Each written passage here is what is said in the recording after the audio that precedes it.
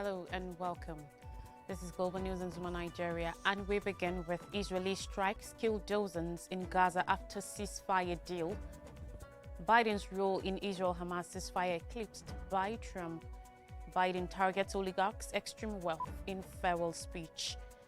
India's first space docking makes it fourth nation to achieve. Chinese nationals face trial in landmark U.S. fentanyl case. Stay with me for these and more stories. On Israel-Gaza war, no less than 82 people in Gaza have been killed by Israeli forces, medical sources said according to reports, including at least 30 people in Gaza City in the hours since Hamas and Israel announced they had reached a ceasefire agreement. One attack on a house close to the Engineers Union building in Gaza City in the north of the Gaza Strip on Wednesday night killed at least 18 people, reports said. Also, the Palestinian Civil Defense said it recovered the bodies of 12 people from Gaza City's Sheikh Radwan neighborhood. 5 people in central Gaza were killed in an Israeli drone strike that aimed a gathering of people in the Karaj area in the Baruch camp. The death toll, which was counted from dawn on Wednesday, continued to increase as Palestinians returned to shelter in their tents after briefly celebrating news of the ceasefire deal that was reached between Israel and Hamas on Wednesday evening. But the ceasefire does not begin until Sunday, and people in Gaza fear worse is to come before the Israeli bombing stops, reports said. Both Israel and Hamas have publicly acknowledged a ceasefire and captive exchange deal has been reached, although Israel has said some final details are still to be hashed out before the agreement is sealed. The office of Israeli Prime Minister Benjamin Netanyahu, in a statement, said he had spoken with Israel's negotiating team in Doha at dawn on Thursday, who briefed him on disagreement with Hamas connected to which Palestinian prisoners will be released in exchange for captives during the first phase of the deal. As of January 1st, 2025, there are at least 10,221 Palestinian prisoners in Israeli jails, excluding the unknown numbers of Palestinians taken from Gaza and detained by the military, including Dr. Hussam Abu Safia, the director of North Gaza's Kamal Adwan Hospital, which was destroyed by Israeli forces. Izzat al-Rashek, a member of Hamas's political bureau, earlier said the ceasefire deal met all of the Palestinian group's conditions, including the full withdrawal of Israeli forces from Gaza, the return of displaced people to their homes, and a permanent end to war in the enclave. The precise time the ceasefire is due to begin on Sunday is not yet known, though the whole process will be implemented in 3 phases. Before United States President Joe Biden had even announced the Israel-Hamas ceasefire deal, his bid to claim a major foreign policy win in the dying days of his administration was overshadowed by his political nemesis, Donald Trump. Trump, who will be inaugurated as the 47th U.S. president next week, showed that a deal had been reached on his Truth Social platforms hours before Biden confirmed the agreement in a statement from the White House on Wednesday evening. This EPIC ceasefire agreement could have only happened as a result of a historic victory in November, as a signal to the entire world that my administration will seek peace and negotiate deals to ensure the safety of all Americans and our allies, Trump wrote, not hesitating to claim credit for the breakthrough after 15 months of devastating war. Biden, while speaking at the White House, later said his diplomatic efforts had never ceased, but he acknowledged that his administration had worked with Trump's team to ensure the U.S. was speaking with one voice. Trump had dispatched his incoming Middle East envoy, Steve Witkoff, to the ceasefire negotiations in Qatar. Biden, who has been heavily criticized by the progressive flank of the Democratic Party over his unseasoned support of Israel, said the deal was developed and negotiated by my team, and he seemed perplexed that there could be any confusion over who was responsible for the breakthrough. While Trump is known for his penchant for bolster and bravado, his involvement in breaking the ceasefire impasse has been broadly acknowledged beyond the ranks of his most staunch allies. Mike Carsey, a former U.S. State Department official who resigned over Biden's support for the war, said there was an argument to be made that Israel had timed the deal as a gift to Trump. Carsey said the Biden administration had no real negotiations with the Israelis because they knew the U.S. would ultimately cave into any of their demands. Biden negotiator Brett McGurk had proved quite effective, according to report. Still in the United States, Joe Biden, United States President, has used his final official address as president to caution of the dangers of oligarchy and extreme wealth to democracy as President-elect Donald Trump sets to commence his second term with an administration stacked with billionaires. Today, an oligarchy is taking shape in America of extreme wealth, power, and influence that literally threatens our entire democracy, our basic rights and freedoms, and a fair shot for everyone to get ahead, Biden said in an address from the Oval Office in the White House on Wednesday night. His speech comes 5 days before Trump's inauguration on January 20th and mere hours after Israel and Hamas announced they had agreed to a ceasefire in Gaza.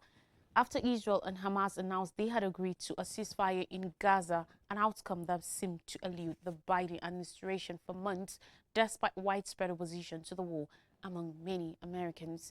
In his speech, Biden warned of a dangerous concentration of power in the hands of a few ultra-wealthy people and dangerous consequences of the abuse of power is left unchecked.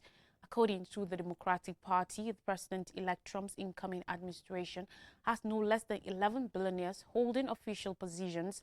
They include the world's richest man billionaire, Elon Musk, who Trump has said will co-lead the so-called Department of Government Efficiency. Biden also warned that powerful forces threaten to undo his climate achievements as unprecedented wildfires burn in Los Angeles, the second largest city in the United States.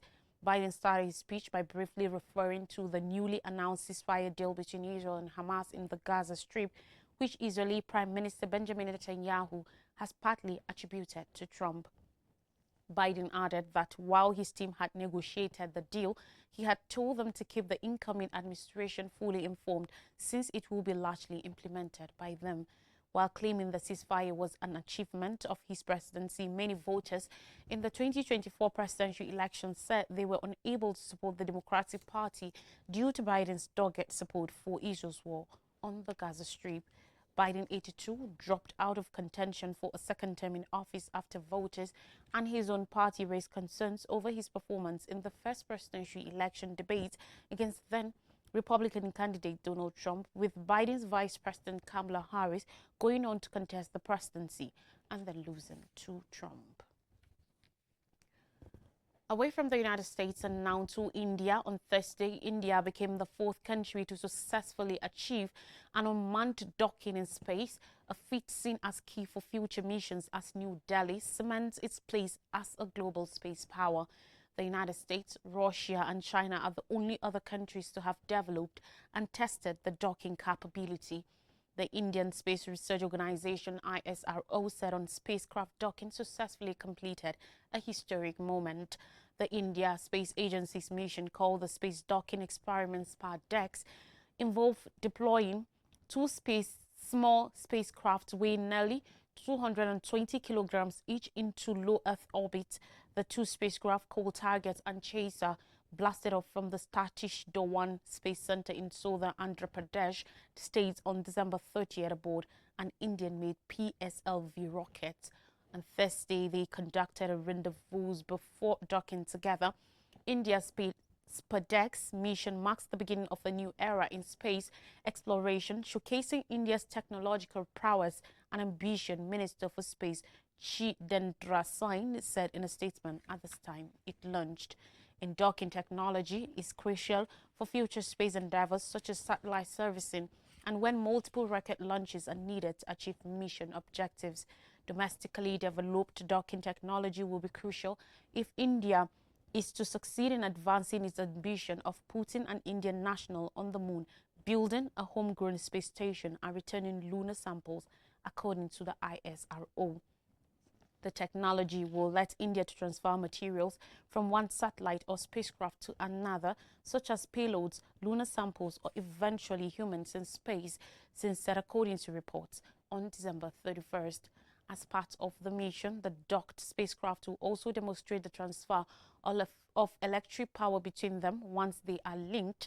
This is essential for operating in space robotics, spacecraft control, and payload operations during future missions. Before the docking, India on Sunday conducted a trial attempt where the two satellites were brought progressively closer together in orbit until they reached 3 meters apart before moving back to a safe distance. The successful docking came after the experiment was twice postponed on January 7th and 9th due to technical issues, and the spacecraft drifting more than expected during a maneuver to bring them closer together.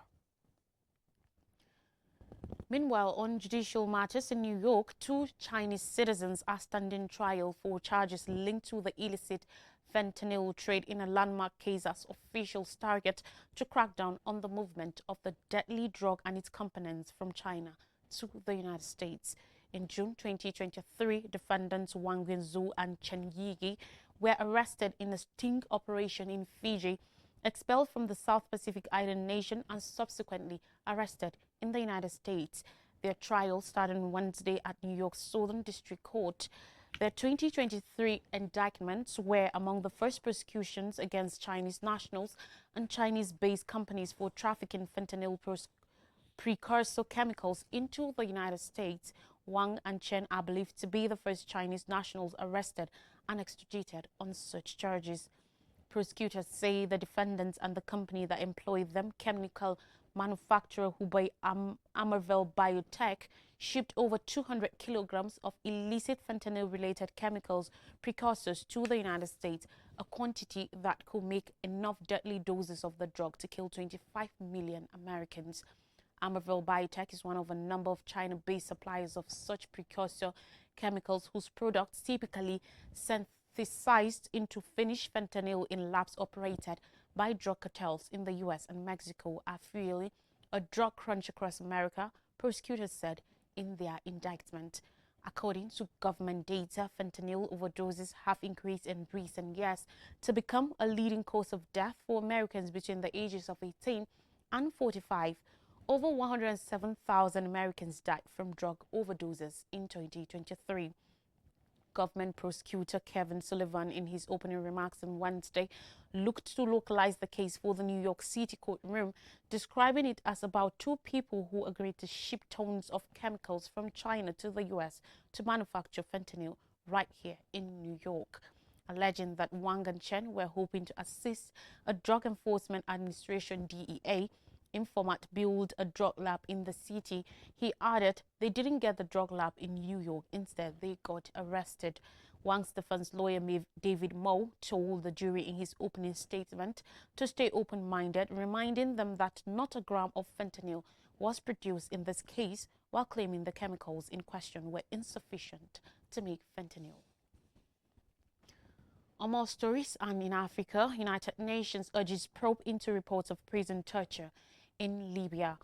The United Nations Support Mission in Libya says it is shocked by what it called disturbing footage circulating on social media, alleged to show the torture of detainees at the Jannada prison in eastern Libya. The facility is run by military personnel under Khalifa Haftar. Haftar supports the country's eastern administration that rivals the United Nations acknowledged government in the capital. Critics of the Eastern administration are known to be held in the prison, which is located around 250 kilometers from Benghazi, the seat of the Eastern administration. Even though the footage is unconfirmed, the United Nations insists it matches up with patterns of human rights violations in detention facilities across the country. The organization is calling for a quick probe. Right groups have long condemned abuses in Libyan detention centers, claiming widespread abuse and torture. Neither Tripoli nor the eastern-based authorities have responded to the accusations or to the recent footage. Let's go on a short break, and when we come back, I'll bring you more stories. Please don't go anywhere.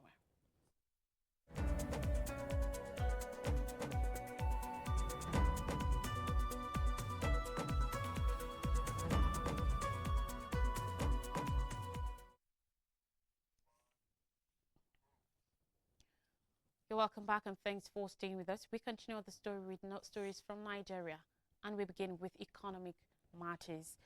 34.8% inflation sparks fears of price hikes and hardship. The organized private sector has stayed worried over the continued spike in the inflation rate in Nigeria, emphasizing that this will further raise the cost of production, raw materials, logistics, and machinery, among others. The National Bureau of Statistics on Wednesday reported that Nigeria's inflation rate rose to 34.80% in December 2024, reflecting a slight addition from the 34.60% recorded in November.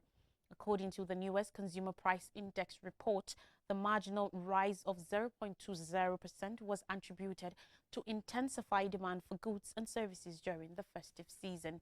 On a year-on-year basis, the December inflation rate marked a major surge of 5.87 percentage points compared to 28.92% in December 2023.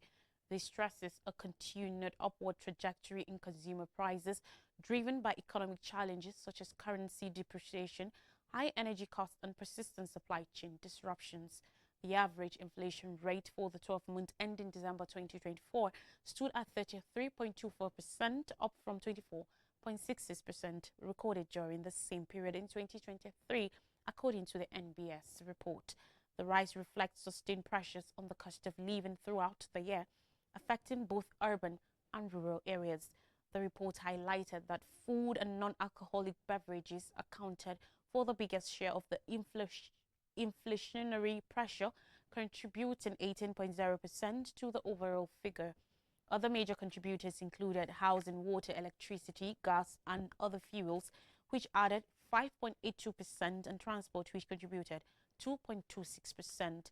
Smaller contributions were noted from sectors such as health and communication, which accounted for 1.05% and 0.24%, respectively.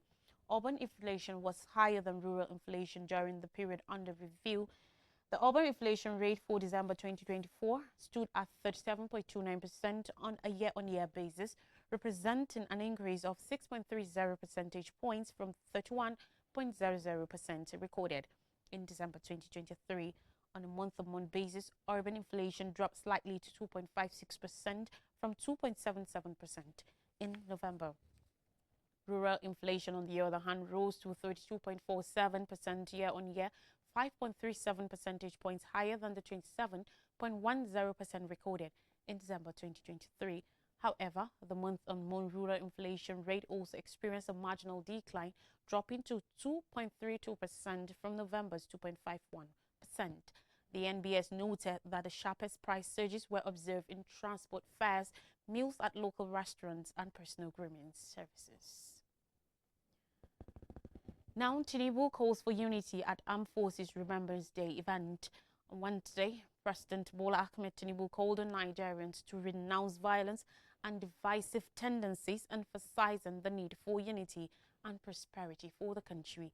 He reminded citizens that the relative peace they enjoy is due to the sacrifice of men and women of the armed forces who have laid down and continue to lay down their lives to ensure Nigeria's territorial integrity. Tinubu shared these thoughts in a statement to mark the 2025 Armed Forces Remembrance Day. He noted that the Armed Forces Remembrance Day allows the nation to express its gratitude and pay tribute to our ex-servicemen and women who selflessly sacrificed their lives to defend the territorial integrity of Nigeria and other nations. Meanwhile, Vice President Kashim Shettima led dignitaries, including members of the diplomatic corps, to the National Arcade in Abuja for the Armed Forces Remembrance Day and wreath-laying ceremony. He represented President Tinubu, the Commander-in-Chief of the Armed Forces of the Federation, as special guest of honor. Tinubu, who is customarily the special guest of honor, is in the United Arab Emirates for the 2025 Abu Dhabi Sustainability Week. The ceremony kicked off at 10:07 a.m. local time, with Shettima's arrival and his mounting of the saluting dice, where he took the national anthem.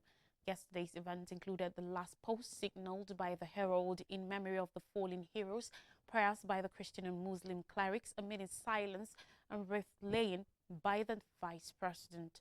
Others who lit wreaths were Senate President Akpabio, Deputy Speaker of the House of Representatives Benjamin Kalu, Chief Justice of Nigeria Justice Kudirat Kekere Ekun, Minister of Defense Abubakar Badaru, Federal Capital Territory Minister Nyesom Wike, and Minister of State for Defense Bello Matawale.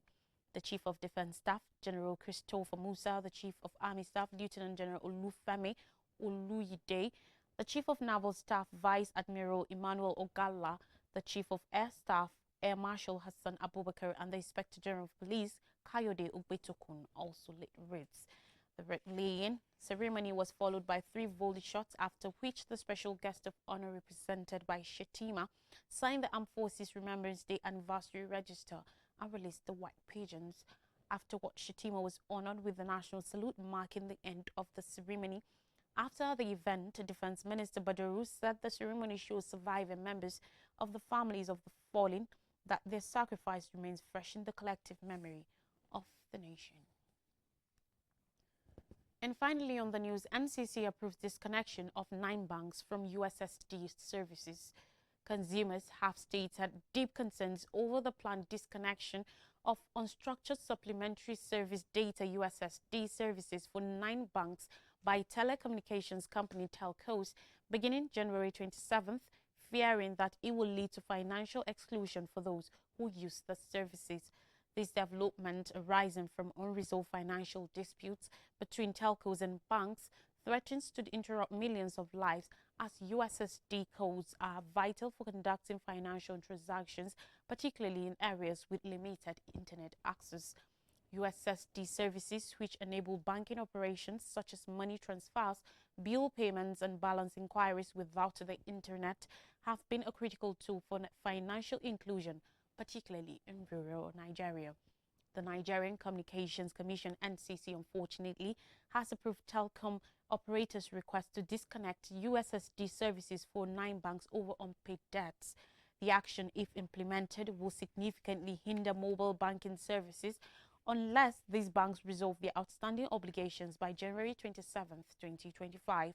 The affected banks include Fidelity Bank PLC, First City Monument Bank, FCNB, Jais Bank PLC, Polaris Bank Limited, Sterling Bank Limited, United Bank for Africa UBA, Unity Bank PLC, Wema Bank PLC, and Zenith Bank PLC.